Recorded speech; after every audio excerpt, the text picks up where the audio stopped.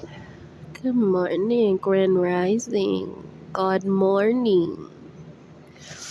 Happy Saturday. I hope those of y'all who need to catch up on some rest is getting some rest, and I hope those of you who want to get out are getting out and having a fabulous day.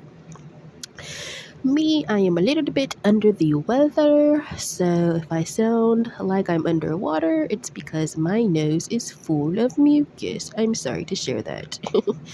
And then I also have asthma, so when I get a cold, my asthma acts up. And would you have it, I don't have my breathing machine, I don't have my Buterol, so I've just been um, makeshifting with hot water vapor, as that's the next best thing to do.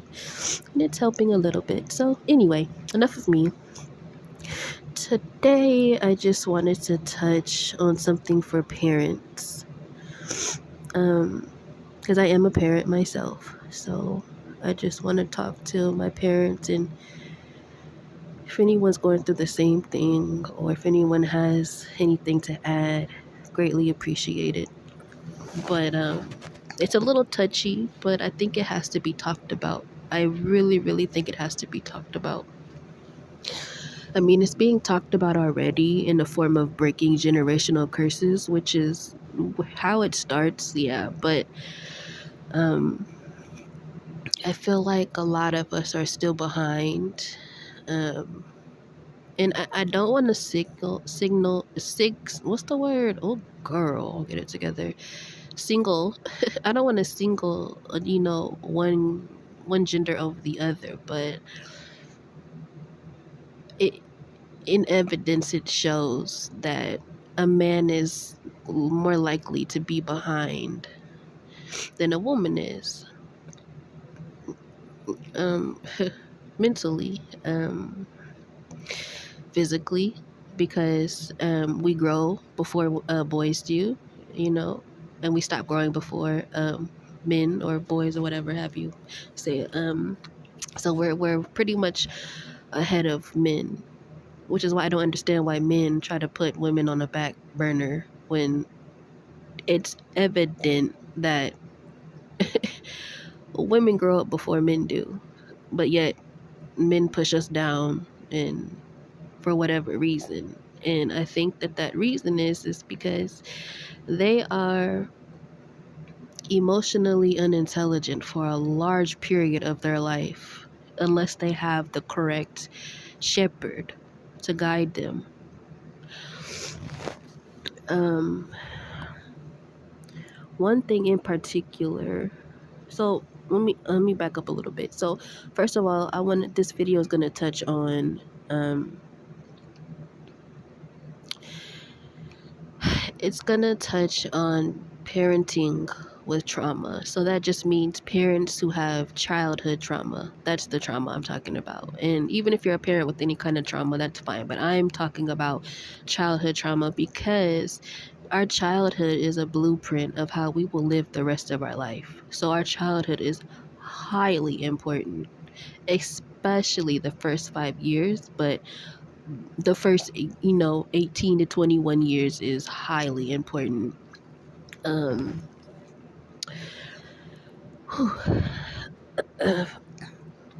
so I'm speaking from that because I am one of those individuals. I am an individual that suffers with a lot of childhood trauma, childhood pain, and I'm just now starting to open up that closet and clean it out and understand things. And oh, excuse me, I had some tea, so oh god, maybe it's a spiritual burp. I don't know. Sorry, y'all. But anyway, so I am one of those individuals, and I see a lot of other individuals that are like me. I literally sit in parenting groups. I attend parenting groups. I've attended um, depression groups, postpartum depression groups, antepartum depression groups. I've attended parenting classes, like tons of them, just learning things that I've never been taught, and just trying to make myself better so I can be a better parent, because I have gone through what it's like to be a parent with all of her trauma on her, and it literally be so much that it caused a mental breakdown, and then it caused a breakthrough. And so I'm here today with a lot of knowledge on parenting with trauma, I feel like. And so I just want to kind of share it because I still see a lot of hurt individuals that are parents themselves, and they're literally just trying the best they can. And so right now I just want to say that you are doing the best you can. Um, and don't feel bad for making mistakes. Just learn from them and just try to be better. Um, I was gonna talk about the fathers, and I'm not trying to bash any father. I'm not calling any father out there. I'm not gonna say anything negative. I just want to touch on the fact that I think the reason why a lot of fathers move away from their families or their children that they created is because of their trauma, their own trauma. And it's literally hard to parent when you don't even know what is going on with your own mind.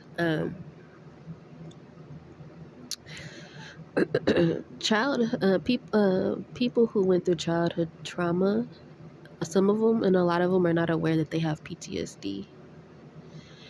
And that PTSD will surface when they have their own children. Um, and all kinds of triggers will just come out, and I think that those triggers can just be too much. And like I said before, that men, it takes them a while to mature. So imagine that you know that you're grown, but you also feel like your mind is not all the way caught up, and then boom, you have this child. And we all know that parenting is supposed to whip us in shape, and we're supposed to, have it all together.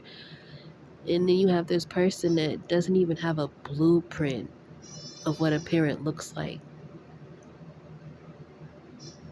Yeah. So you're literally just going with the motions, doing the best you can.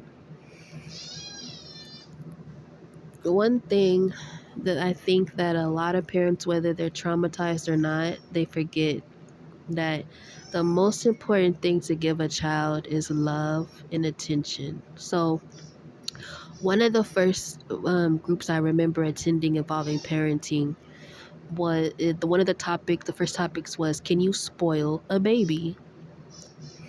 Now we're taught that if we love on a baby too much and we hold and coddle a baby too much and play with a baby too much, that it's going to spoil the baby.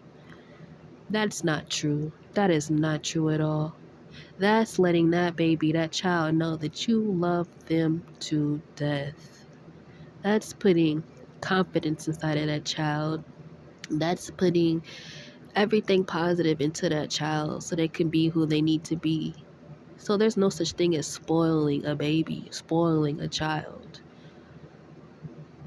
And so sometimes I think some of us parents with trauma, we just disconnect from our children emotionally, I think. I don't know. I can't speak for everyone, but I do know that that whole spoiling thing kind of um, gets to people. And one of the things that this world has learned is that you're not supposed to coddle and spoil a boy. Well, I'll have you know that that is very highly incorrect. Because as I said before, little boys, men, what have you, they take a little bit longer to develop. So imagine you have this boy who is prone to eventually grow a lot of testosterone and a lot of male hormones and things like that. And when he gets to that point where his emotions start forming, and you're talking about you're not finna coddle him and da da da this and da da da da, you're building a problem. You're gonna create a monster in a sense, an unemotional monster at that, like an emotional monster, an like yeah, like it's gonna create a monster. And so I think that's why we have a lot of these men in this world who are just hurt. Like take for, excuse me, y'all, I'm sorry. Ew. I'm so sorry. I'm so sorry. Oh, I apologize for that. Ew. Um but I think that's where, like, for instance, the men that are on these relationship podcasts, right? I'm glad they calmed down because they were not.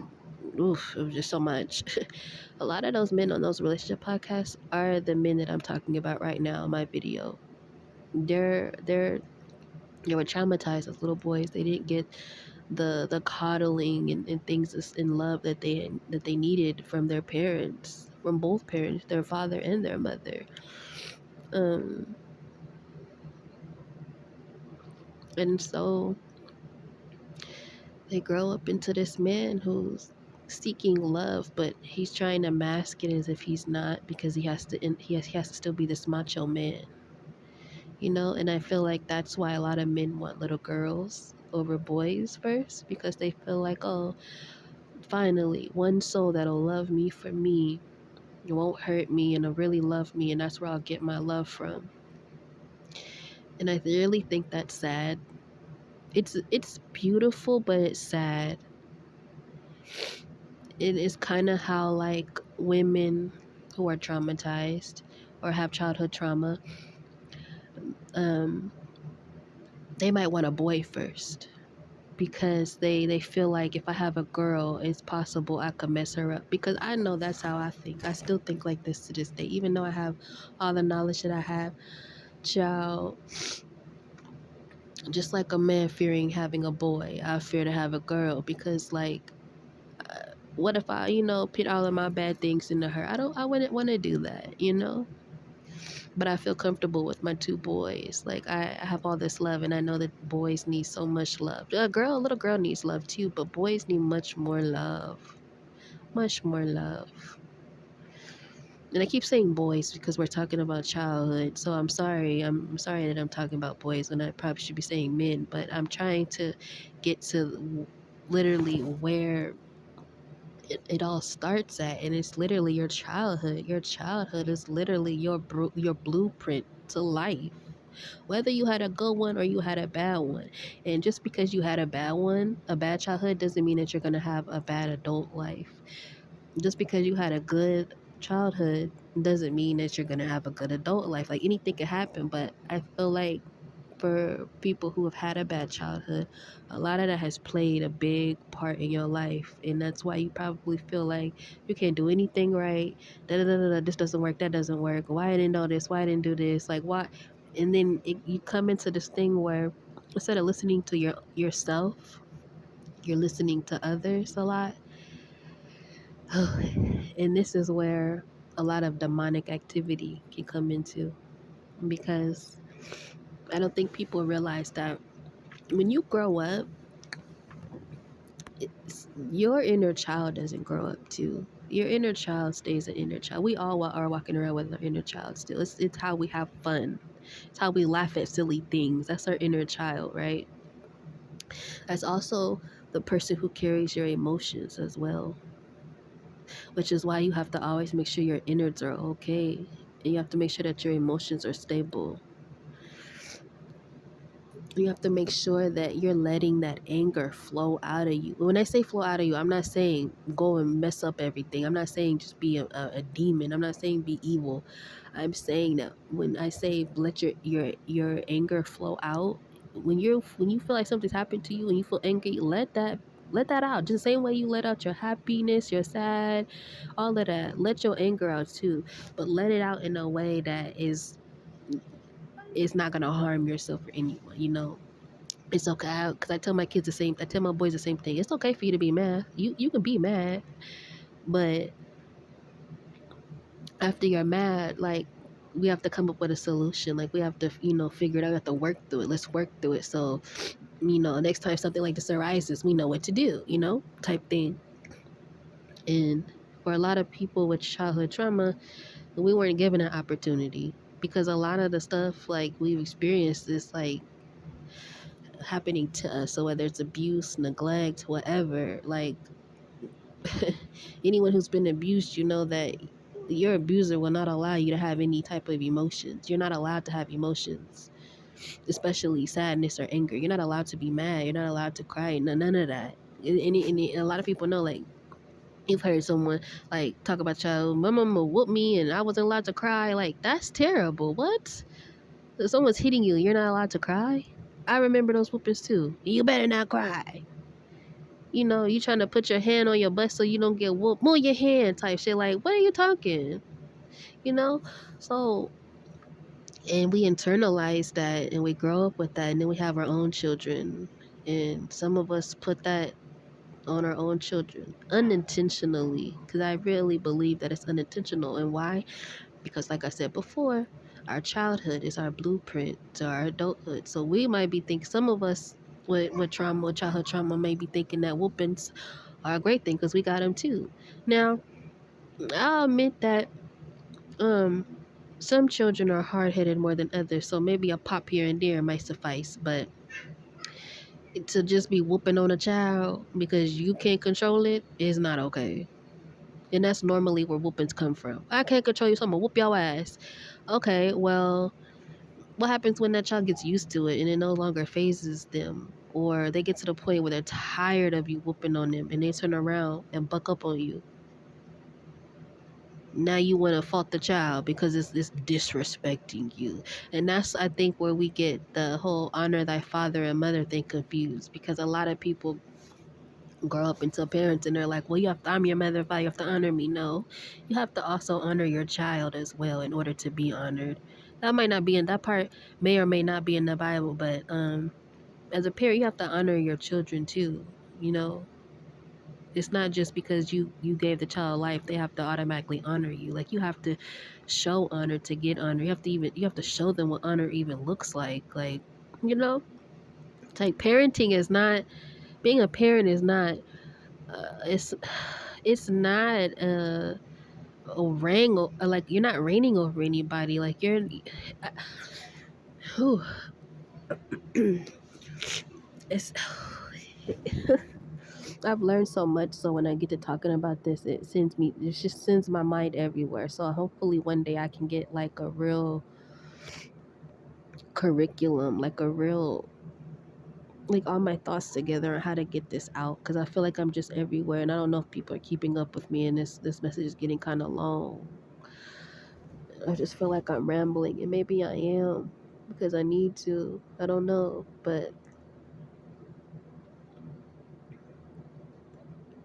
I'll really be sitting here just feeling sad for the parents I know who have childhood trauma and they're just trying to go about life and they're trying not to think about it, but it is impossible to not think about your own trauma from your childhood if you are a parent. It's impossible to not think of that. And some parents either use that trauma and say, hey, this is what I went through, I'm not gonna put my babies through that. And they don't. And then you have some parents that they put their children through it and they're like, dang, I'm doing to my children what happened to me. And then you have some parents that don't even recognize it because it's just everything up there in their mind is just discombobulated. And I think that those are the ones with discombobulation in their mind, those are the ones that just snap and bad, awful things happen. um, so I just want to say to those parents who do have childhood trauma in them that it's okay. You know, you didn't do anything wrong, but if you want to be a better parent, you can be. And there's plenty of ways that you can learn how to be a better parent. There's plenty of ways that you can defeat that trauma, defeat those negative thoughts about parenting, you know, get help. And it doesn't always have to be talking to a therapist. There are thousands and thousands of parent support groups, whether that's on social media or in person, even in your neighborhood. Like, you could even go to your park, your local park, and just sit in the park and You may start having a conversation with a person and find out that, hey, look over here. I have someone in, type thing. So don't always think that just because you have like stuff inside of you, it doesn't mean that you have to go sit down and talk to a therapist. Like, to be honest, because I'm in therapy, it can be helpful, but it's nothing more calming than sitting in a group of people that are just like you and can understand you and you can understand them and you can share your thoughts and your feelings and not be judged at all because you know that these people understand you. And I think that's another part of life was we hold in a lot of stuff because we feel like people will not understand us. But then it's like, hello, there's billions of people on this earth. You don't think that there's like a million people that have been going through the same thing you have? All over the world, not just in America, but all over the world. So the next time you try to call yourself trying to hold your all your stuff inside, just think about that. Like, I'm not the only one that's going through this, and you let that out. Let it out however you see fit. Whether it's making video journals, whether it's just making written journals, whether it's attending a parenting class or even forming your own parenting class. There's ways to beat those feelings and those thoughts and to so you're not beating up on yourself, you know? And so people don't have to keep telling you the same thing about yourself over and over and over. It's called self-work. It's called inner child healing. Like you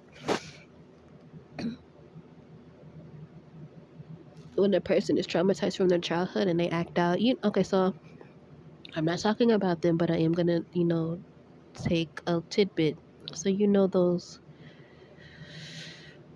those parents with the whole baby mama, baby daddy drama, all that. Mm, yeah, those are people with inner child trauma, and so it's not you. And people be like, "You're so childish." Well, yeah, because that's all of that stuff that they just did was their inner child doing that.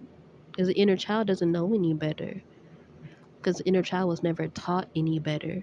Let me tell you this, the first 5 years of a child's life is the most important. When people be like, children are such sponges. Yeah, their brain between the ages of being born, being in utero to 5 years old is when their brain is the spongiest. Do you know that you can teach your baby all kinds of stuff before they are even born? You can teach your child to speak another language before they are even born. And by the time they are born and you continue to speak that language, by the time they're like talking, they're going to know another language. Okay? That's how critical and sensitive it is carrying a baby. I can say that because I am a woman. I am a carrier of life. I can bring life into this world. I can give life to this world. So I know what I'm talking about. I've had 2 children of my own. And so I know what I'm talking about when I say that parenting starts even before the child is born. Okay, because you got to realize that a child is being formed inside of the womb. They're growing their brain, they're growing their ears. You know, they. It's said that a baby's heartbeat is formed by 4 weeks gestation. It has a heartbeat. It may be a little cell to you, but on the inside, that baby has a heartbeat already by 4 weeks. And 4 weeks is probably about the time where women start finding out they're pregnant. Your baby already has a heartbeat by then. By 8, 9 weeks, they have eyes and ears forming, hands and all that. And so,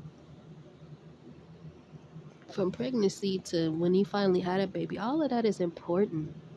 It's highly important. That's why in my second pregnancy, I pushed everybody away because I realized how sensitive the 9 months of pregnancy is. And every type of influence that's in your environment influences the little baby that's growing inside of you. So, if you're a person who, a mother that is going through something with the father, just know that your baby can feel all of that. Your baby can feel when you're hurting. Your baby can feel when you're tired, you're sad, you're angry, all of that. It can hear the outside world. It can feel vibrations, even from the other parent or other people. And But what all of this toxicity does to the baby is it diminishes the baby's growth, diminishes the baby's development. Then it also instills and then it also alters the DNA inside of the baby. Trauma. Trauma can happen before a baby is even born. So be mindful of that, ladies, when you're carrying your baby. So if that means that you have to go duck off and be by yourself the whole 9 months, you do that for you and your baby. You do that. Or if you have to, disconnect yourself from your family and go find a group that, really consoles you and makes you feel, go do that. But don't ever let someone make you feel bad for wanting to care for yourself and your unborn. Don't make anybody feel bad for you taking care of yourself and your children in the way that you see fit in the right way. A lot of people want you to hold on to your trauma because they're holding on to theirs. But this message is getting very long, and I feel like I've just rambled and said a whole bunch of nonsense. So I'm gonna end it, and I'll probably come back later with a clear thought and come up with another video. But I wanted to put this out there because there's a very special person that I've been keeping my eye on, and my heart always shudders for this person. And maybe I could be wrong, and I'm just putting my own thoughts into this person.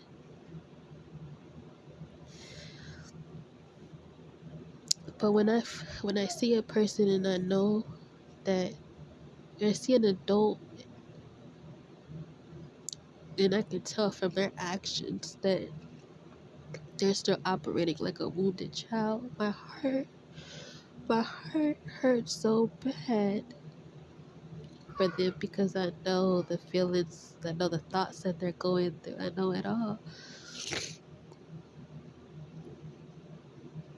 And it's like, man, sometimes I be wanting to take that pain from people, so they can understand and feel like what a normal life feels like, where they don't have to think about bad stuff all the time, where they don't have to be confused about stuff all the time.